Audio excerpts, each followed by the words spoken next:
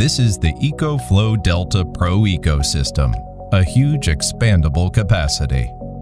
A mix of renewable charging solutions and direct integration with your home.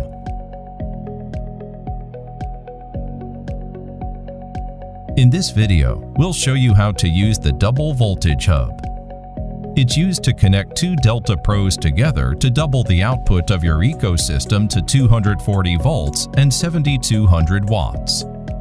This is ideal for 240-volt heavy-duty devices such as electric heaters or clothes dryers.